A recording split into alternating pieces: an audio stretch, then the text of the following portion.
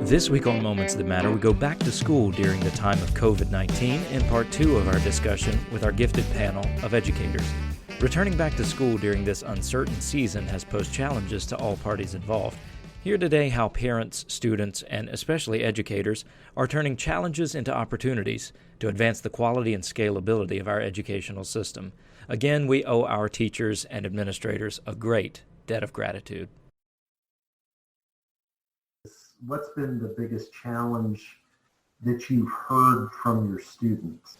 Like, I know what I have a sense of, what your challenges are as educators. So what do you see the students coming up against and having to overcome and that sort of thing? And I guess potentially, benefits or anything positive that you've seen as well.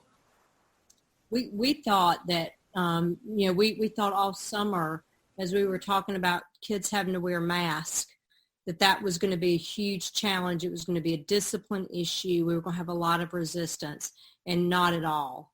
Not at all have we had issues. Our children have done very well from elementary all the way up through 12th grade about that. I think probably one of the hardest things for our students is that social aspect.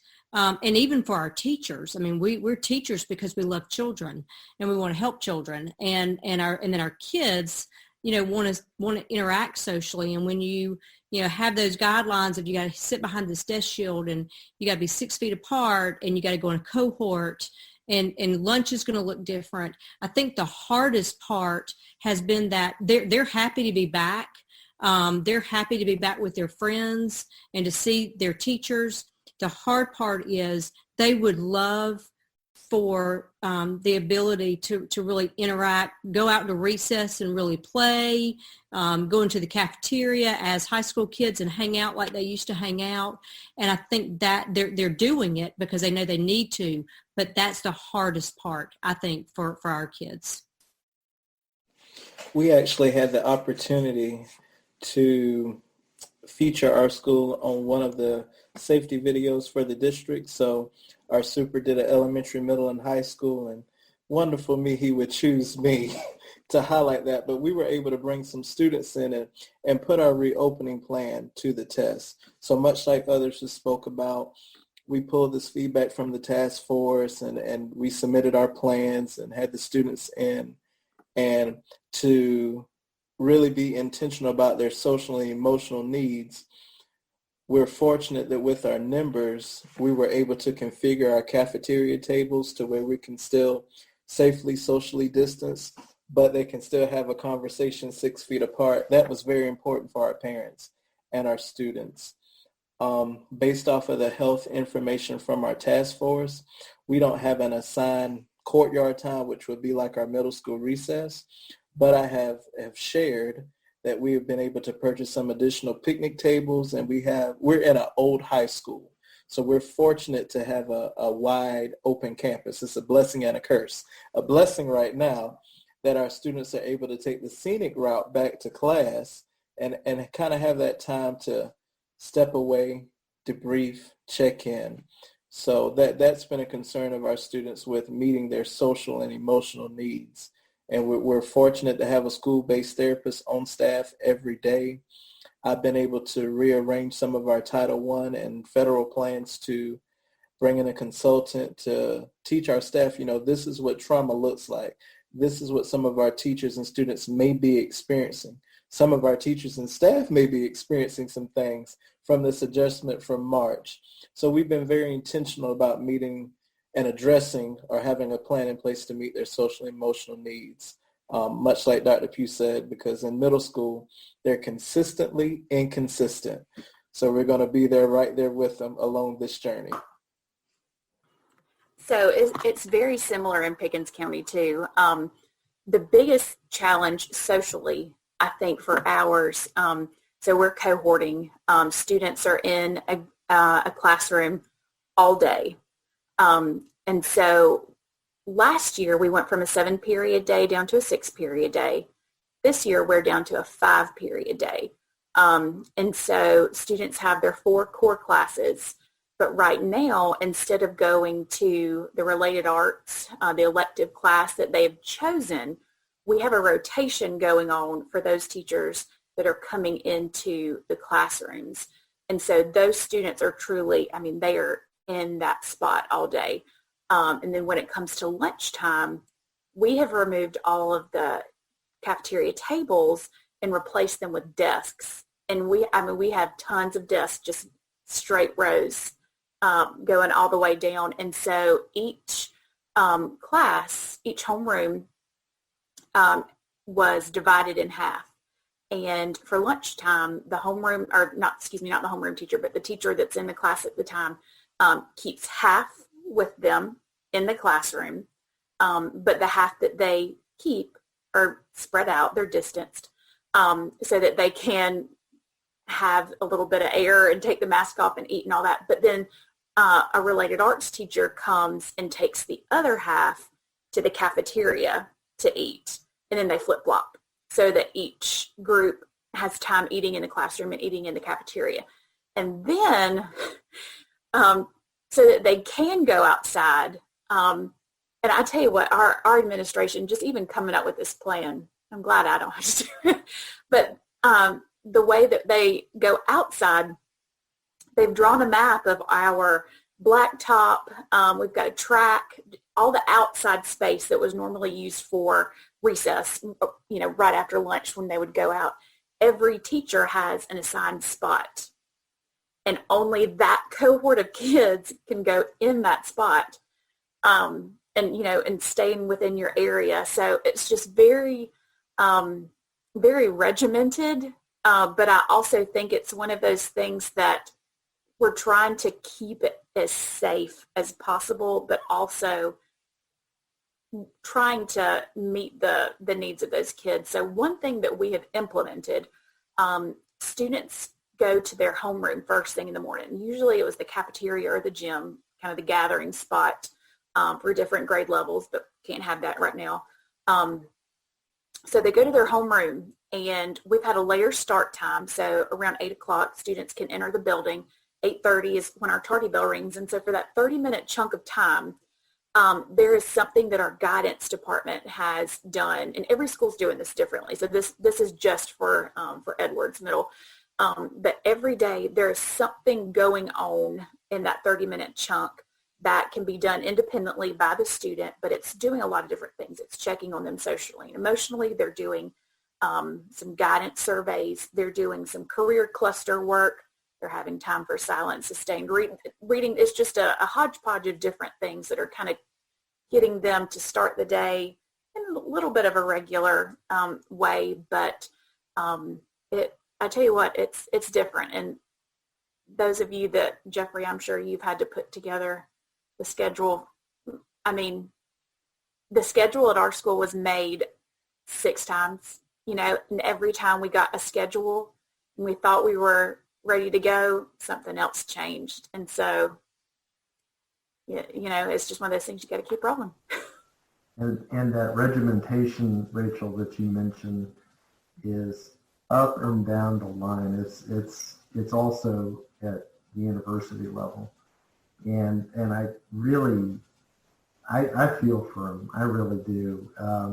We're trying to allow some social interaction, but you've got to be, you've got to have these sort of what you're talking about essentially is pods, and you've got to, for contact tracing, I mean, you don't have a choice. You've got to know who this kid is interacting with. And so we have okay, if you're roommates, you can sit together. If you're in a suite, you can sit together, but nobody else. And I mean, and in my classes, the irony, here I am teaching them how to be these very creative teachers.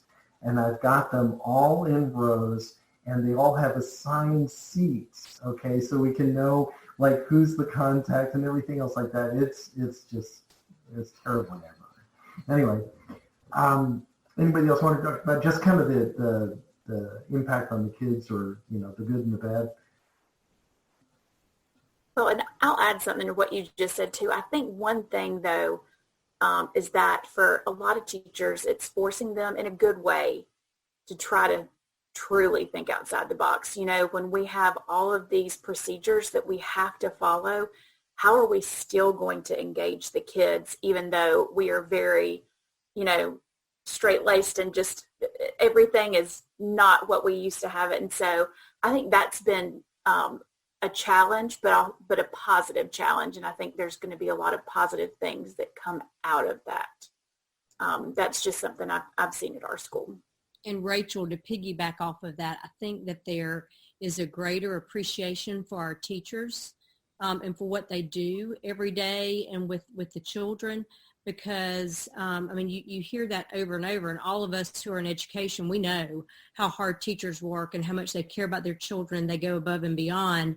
But when we're not there, and when parents or whoever is trying to support children to do this virtual learning, I think that people truly understand. There's a whole new respect, I think, for teachers and for education in general because of what we've been through. And so while it's been difficult, I think that's a positive piece that people really, they see how hard our teachers work.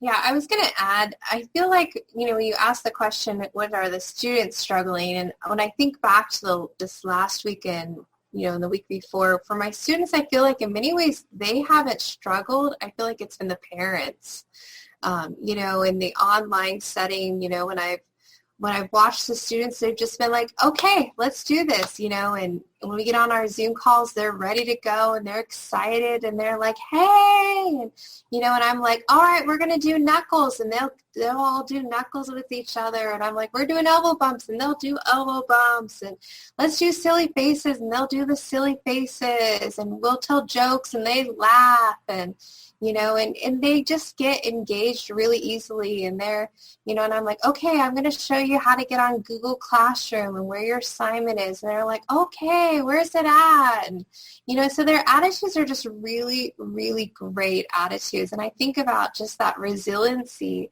of children, you know, and how children are just like, all right, this is what we're doing. And how for them, they don't really know different. You know, this is life.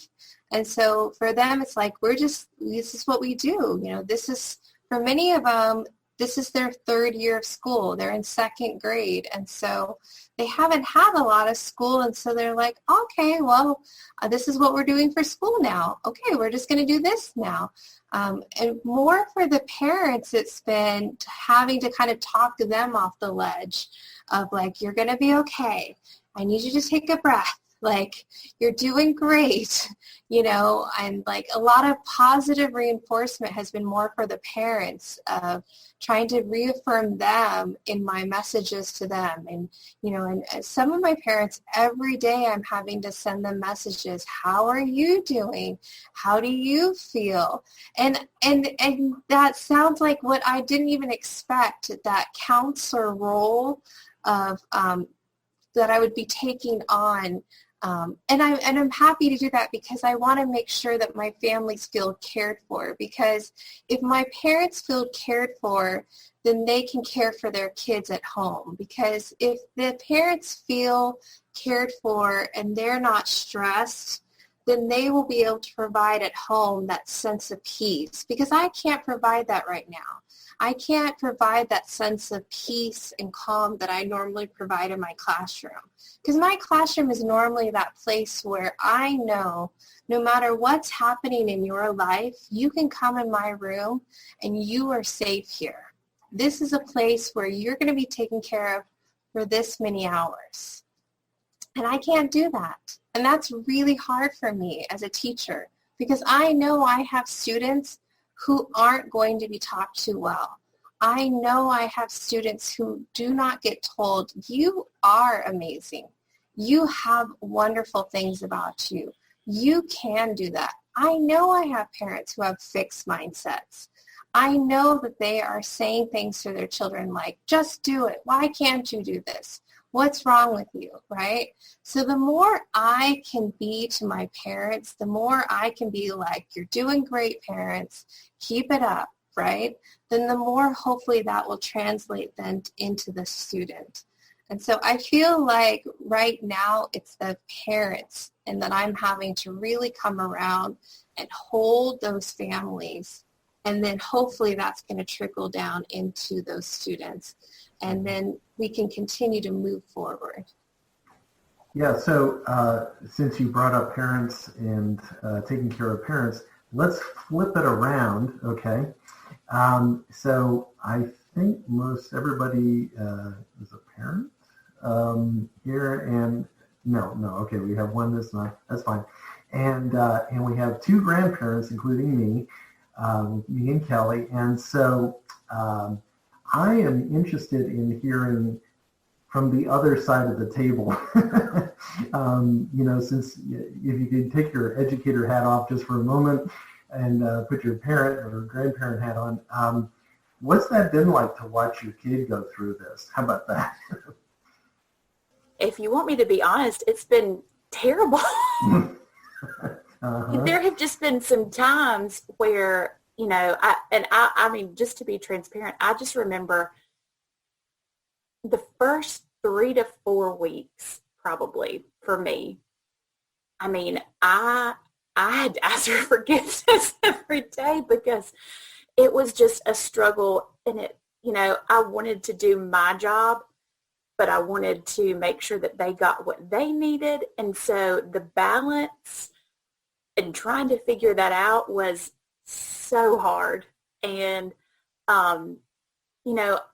all I've ever known is school, and I have been on a schedule, and, I like having my routine. And so, I'm already prepared as we're starting this, and I've got a schedule out and it's printed, and, we've got our little learning space set up at home. And then the first day comes and all of that goes out the window.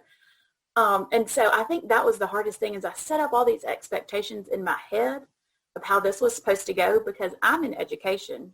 So I'm going to be able to get this right, and I'm going to be able to take care of this at home. But this is something that we have not been trained to do, and so I finally had to, just after, talking with some friends from church and just some friends from school, it was just one of those things that I had to wrap my mind around, that, nobody has ever prepared us to do what we did in the spring. And we are all doing the best that we can, whatever that might look like. So I tried to make, as the weeks went on and we kind of got into what was going to become our routine, which really wasn't a routine. It was just however things worked for the day. It was one of those things that ultimately at the end of the day, I had to make sure that that I was taking care of my kids, and that I was taking care of their needs. And sometimes that meant I was teacher mom in the morning, and then I did my instructional coach responsibilities in the afternoon and evening. And I had the flexibility to do that. I wasn't meeting students on WebEx and having those face-to-face. Mine was more the support on the backside of the teachers and the behind-the-scenes stuff. So that was one thing that helped me a lot, is that I had some flexibility in my schedule also to kind of put the mom hat on in the morning and then the instructional coach hat on in the afternoon. So knowing that now that we're preparing for e-learning next week, things are a little different here. We have already kind of talked through and prepared both of our kids. I've got 3rd and 4th grader for what this is going to look like, but the teachers have done incredible. I mean, from both ends, we were all just thrown into it. So I didn't expect the type of communication that I'm getting now from the teachers back then. And so I think teachers are really trying to go ahead and meet that head on. I've got a calendar of the week, and here's the link for the WebEx, and this is what the week's going to look like, and here's the assignments that are due. I mean, it's been really good. So I'm fingers crossed that we are getting into some very productive e-learning in the next couple of weeks, and Mama doesn't pull her hair out. And Dr. Schutzberger, I would say a couple of things. One that our superintendent has just really kind of reminded us of is that while we're educators and it's difficult, as Rachel said, and I'll share a couple of things from my perspective as a family, but we have been at home. I mean, so when we've been virtual, we've been at home, but we have so many parents that has not been their flexibility. And so in addition to them trying to know how to do school, because they're not educators, they've had the issue of, I got to go to work because I've got bills to pay. So I'm farming this child to, a daycare that's not doing learning during the day, or to a grandparent who can't do it during the day. They're working all day and then they're coming home and trying to help that child get caught up. And that's a struggle, I think, for our parents. I have a daughter who's a fourth grade teacher in Gwinnett County, and she has 3 children. She has a 9th grader, a 6th grader, and a 1st grader. And she and I lived through her talking to me about her being at home and teaching her 4th graders, and her older children could monitor themselves. She had a kindergartner. And she often talked about that kindergartner needed somebody to be there to support them. So, there were some hard times because she was very often pulled about her responsibility as a teacher and her responsibility as a mom to try to make sure that child was getting what they needed. As a grandmother, my son's daycare was closed from about March until about June, but neither he nor his wife were their jobs closed. And so among the grandparents, everybody took a day. And my boss was wonderful because I could do a day at home of working and keeping a 4-month-old.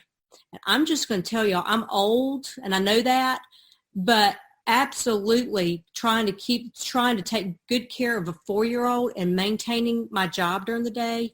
I mean, there were nights that I was like, I am so worn out. And so, I think that people, no matter kind of where you are and what you do, it sounds great. Hey, I'm going to work from home today. But it's not as great as it sounds. So I think we have to remember that not only for our teachers, because they've got lots of responsibility with their own children and the children they teach, but also for our parents who they don't have the support they need and they got to go to work. Yeah, I have some friends who never have worked from home this entire time, which blows my mind completely. But there are just companies that are like that. Yeah. Danielle, can you tell the story about your son that you told on Facebook? Because I thought that was like the sweetest thing ever. Yeah. So he had his first day. So we did our 1 week of, face-to-face, and that was for K through 5. And then our schools decided that K and 1 would actually have 2 weeks of face-to-face, just because those lower elementary, they just need a little bit of more time. And so he actually he's a first grader, he got to have 2 weeks with his first grade teacher. So this was his first week of online. And so on Monday, he did Zoom with his teacher. And his Zoom started at 8:30. It was all group. So his whole class got at 8:30. And so I watched him and he clicked himself on, which was just this really interesting thing, watching your little first grader. He's like, no, Mom, I know I go to Class Dojo, and then I click here, and I'm like, okay, buddy, I'm going to watch you do it. And he did it. So he gets on his Zoom at 8:30, and then half the class gets off, and he stays on for the small group. So he's on from 8:30 to 9:45. Doing this session of Zoom. And so I'm doing my own thing here. I'm kind of set up here, and he's right here next to me, working in my classroom, because even though I'm online, I'm still required to be in my classroom. So he's here in my classroom with me, and I'm here. And he gets off, and I can tell that he's off because he looks up at me, and I'm like, hey, are you all done? And he was like, he had that look of he's like, I I don't know what just happened. He goes, and I was like, and his eyes start to kind of well up. Like, he's like, I don't know if I did something wrong or, and I'm like, and I could tell it was one of those moments where you could tell, like, I think I'm not sure what's happening. And that discontent, when kids are like, what's just happened here? Like, because the Zoom just goes off. It just, if you've ever watched the screen, it just goes blank. There's no like, we're done now. I mean, I'm sure the teacher said something like, okay, everybody, we're going now, but it just closes. And it's a very different feeling. And if you think about a small child and all of a sudden, like, everybody's there and now nobody's there, and that's kind of a weird feeling. And so he just kind of looks up at me and his eyes start to well up. And I go, did you just finish your first Zoom meeting as a first grader? Wow, buddy, congratulations. And he goes, I sure did. And you could tell he just like all of a sudden like was like, okay, yeah, I did my first Zoom meeting. And so I gave him a big hug and I was like, way to go. You finished your first Zoom meeting. High five for being awesome. But it was just that moment of like, we have to remember what that's like, to be 6, 7 years old and like what it's like to see a screen and have it just go blank, and that feeling of being like, what just happened? Did I do something wrong? Like, it's all of a sudden it's gone. Where did everybody go? And like, and it was just that disconnect that he felt and stuff. So it's hard. Those are the hard things to see as a parent that you don't want. That's not how first grade should be. That's not how I wanted his first day kind of a first grade really to be, but that's what we're going with. I had a first grader last year. Now he's second grade, and a fourth grader. And so it was, just like everybody else, it was not easy getting all of that done.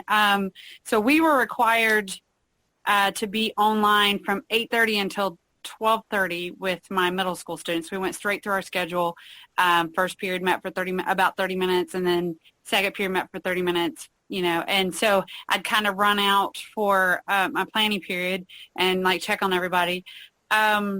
But the biggest thing was there was like anarchy. I think that like they just stayed up as late as they wanted to because I needed them to sleep through the next morning. But then that like I am in the middle of my doctorate as well as some of the others. And so that ran into my doctorate like time at night, and it just threw my entire world off. And so I was working in the morning until 12:30. Then I would have lunch, and then I would homeschool, which I am not made for homeschool. I'm just not. Like, there's a reason I don't do that. And so I was doing that with them. Then we'd have dinner. So I would do 30 minutes with one, and I would send one out for PE and do 30 minutes with the other and send that one out for PE. And it was just like back and forth. And then we had dinner, and then I would sit down and, write part of my dissertation or my pilot study that I was working on, and it just never seemed to stop. And that was, like Rachel said, it was so hard because especially middle school students, they didn't actually start their work until like 9 o'clock at night. And so they're emailing you constantly, and finding that, like, I'm not one to normally bring home work. I try to find that balance between home and mom or work and mom, and that was just so difficult because they were sending all these emails and you wanted to help them, but then it's your kids' time too. So it was just like everybody else, really hard to find the new normal. I had one thing that was kind of on my mind, but let me first say how proud I am of you beautiful souls. I have friends who, when all this started, they were all lobbying for educators to have a 200 or 300% increase in their salaries. And since we're all on this side of the United States and not in Hawaii now, I'm guessing that hasn't happened. But once it does, we'll be able to afford that 14-day quarantine, and we'll have a big time together. But I'm so proud of you because I feel like when all this stuff hit, my wife is a hospitalist, and so there was all this focus on the medical world. When can this be over? And then I think maybe even more so here at the end of the summer, a growing interest and focus on the teachers and where are things going to be and how is this year going to go. And I don't think there's any vocation in the world where people are demanded to be as flexible and as cheerful, and people, I don't know before now, truly appreciated all of our educators as much as they do now. So I'm just so proud of you guys and so honor you, because this is not for the faint of heart. And I think it was so evident that even just hearing you speak tonight, I wish that every parent could see your hearts and how much you love their kids, and how much it truly is just such a calling to be involved in what you do. And as we have sort of had these conversations of what we hope is a soon arriving post-COVID world, I guess I would have this question: where do you think education will go in the future?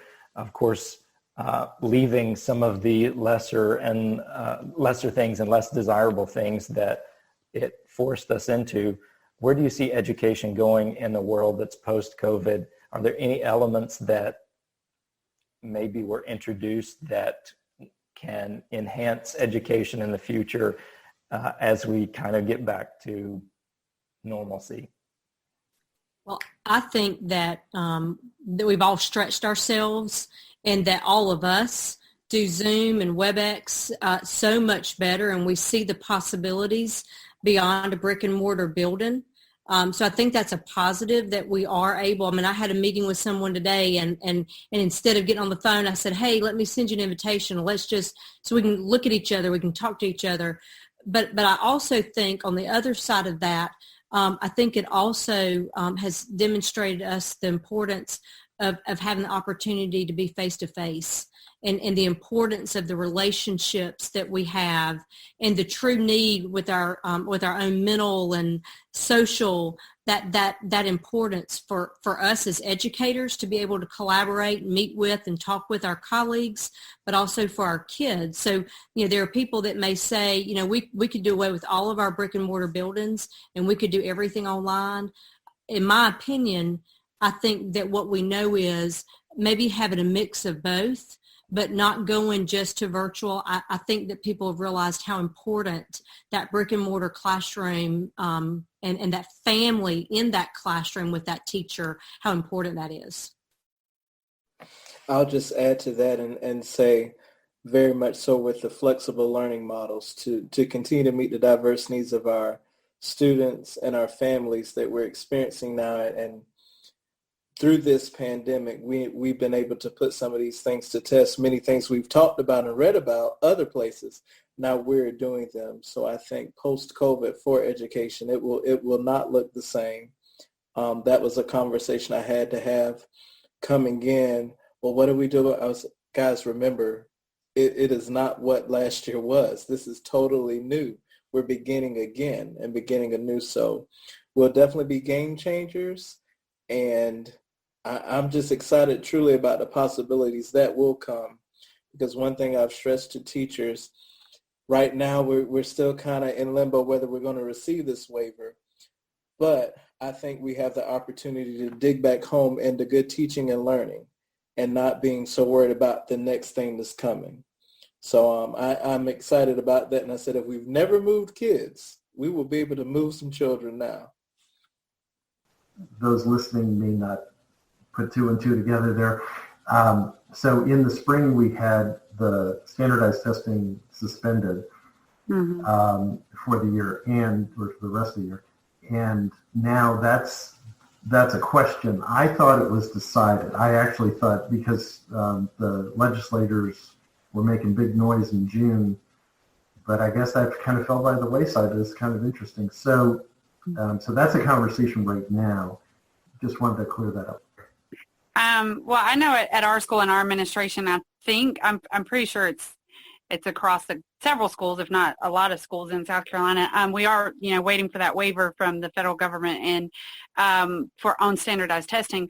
But our schools, it doesn't matter. This year, it doesn't matter. We do what we can do, and we love the kids. So you're there to care for them and show them beyond anything else that you love them.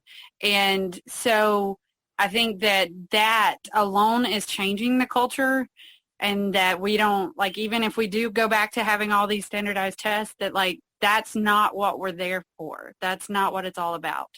And so that's the biggest change that I feel like I think is going to stick around. I really do. I know that it gave me kind of I was able to try something I've never been able to really try before. So this year I am teaching my 8th graders with competency-based learning. And I may have written a paper about that over the summer. And so I just have always thought, like, don't move on until you've mastered this. And so and with kids being out for 14 days and kids being in for 14 days, and this kid has to go home even though they're not sick, but we don't know that. So having that capability and being able to say, okay, well, you guys are still in Unit 1. Let's get this done, and you guys can move on to Unit 2. And just saying, this is where you are, and this is where you need to be. And when you are finished, and I do also, I teach Algebra 1 as well. So if they finish 8th grade math, it's only 8 units. So if you finish 8th grade math, I can move you to Algebra 1. I'll keep teaching you, or wherever you end up. So if they truly master what I teach them, what they do get, then they'll at least know that really well. So I'm really excited to try it and to see how it goes, because I would never allow myself to do that in any other non-COVID world.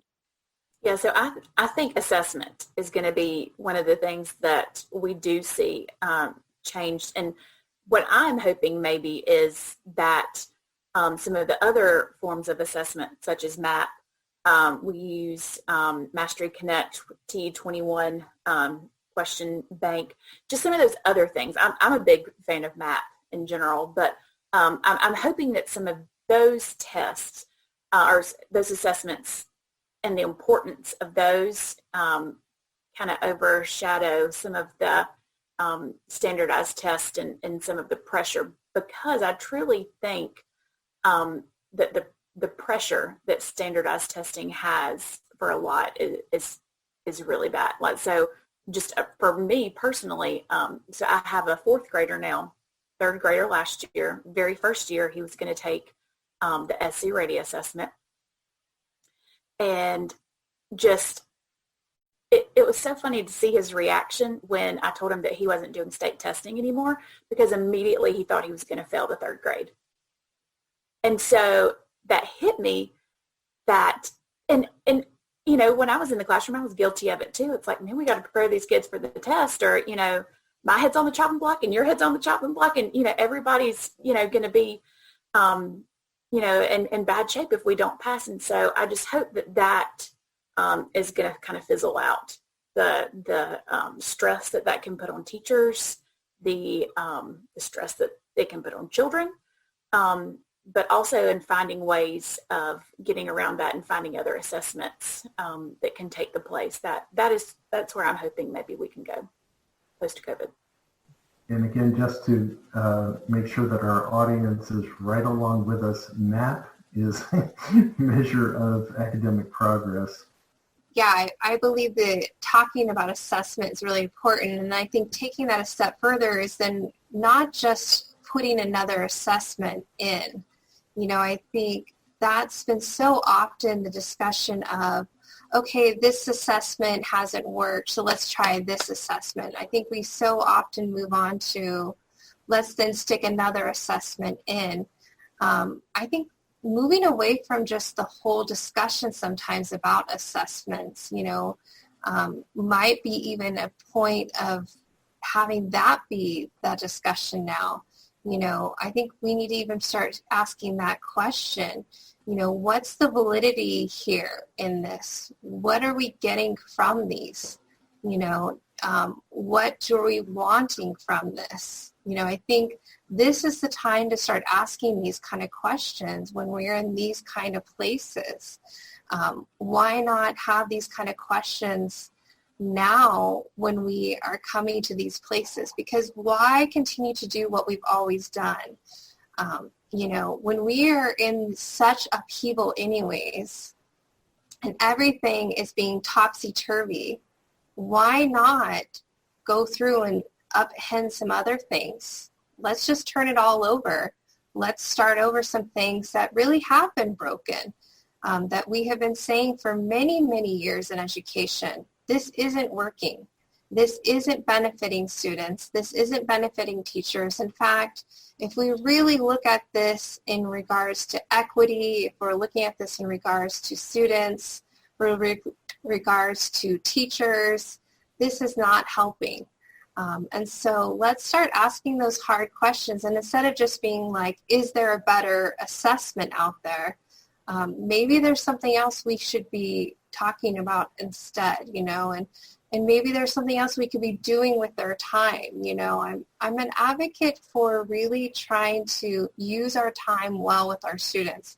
Really we have like 6 hours a day with these children, right? And then we have these breaks, and we have these transitions. So it's like, how can we maximize our time with our students so that we are getting the most for them instead of just cramming more, sometimes even knowledge at times?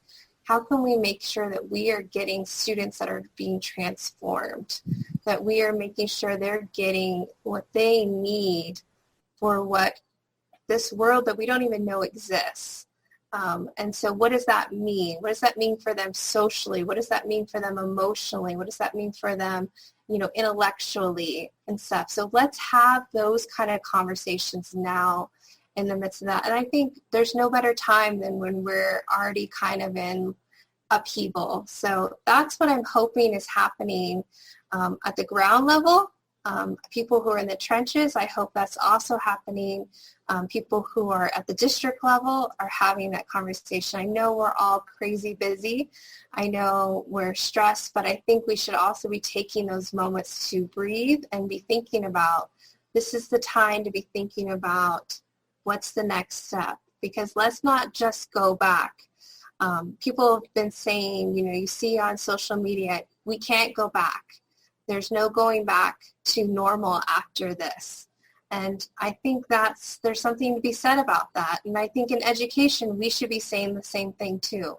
Let's not just go back after COVID-19 to what we were doing before. Let's not just go back to, standardized tests and, teaching to tests and trying to do this standard format. Let's see if we can really start to break outside those boxes and really celebrate those teachers who've been kind of knocking on doors saying, I've got an idea, and say, okay, let's hear your idea. What idea do you have? Let's hear your ideas now. I just want to wrap up with this, okay? Because I just want to mention, our dispositions in the School of Education at Southern Wesleyan are about Christian ethical care, and we break it down to care of self, care of learners, care of colleagues, care of community. And one of the things that I've seen change since March is care.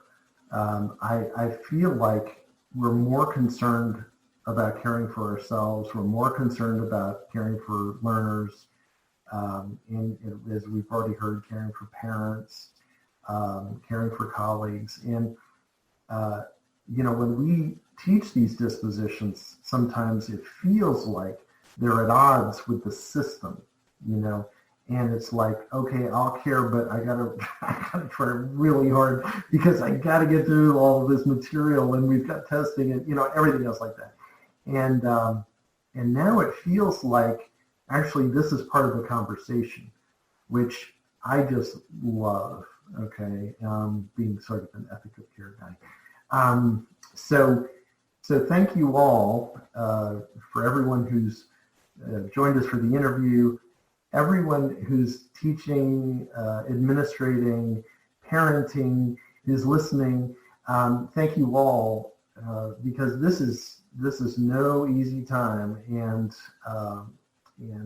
nobody has all the answers, and still I see good things happening, and I see encouraging signs, and so I just encourage everybody to keep going, and that it is making a difference, and we can see the difference, like even those just kind of on the outside looking in, and I know you can on the inside. So it's been wonderful having you all. It's been wonderful talking with you all, and thank you for your time.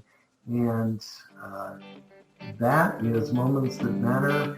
And so we hope that you'll join us again next time. Thank you. Thanks for listening to Moments That Matter, a podcast that looks at the moments in our lives that come along from time to time that have consequences long after the moment, especially those moments that have to do with the choice of vocation. In his book, Let Your Life Speak, Listening for the Voice of Vocation, Parker Palmer speaks of a clearness committee in the Quaker tradition, wherein a group of older, wiser people ask questions of someone considering a life choice as a way of clarifying the next step. We may not meet with a committee about these big decisions, but we all have these critical junctures in our lives, which we can think of as clearness committee moments. We need to pay attention to these moments because they are profound and potentially life-altering. We'll relay stories from our lives and interview others about theirs, especially noting the clearness committee moments, those we choose to recognize and those that were sadly ignored, those decisions that were made with God in mind and those that were not. Our hope is that these podcasts will cause you to think of the same kind of moments in your life with new clarity.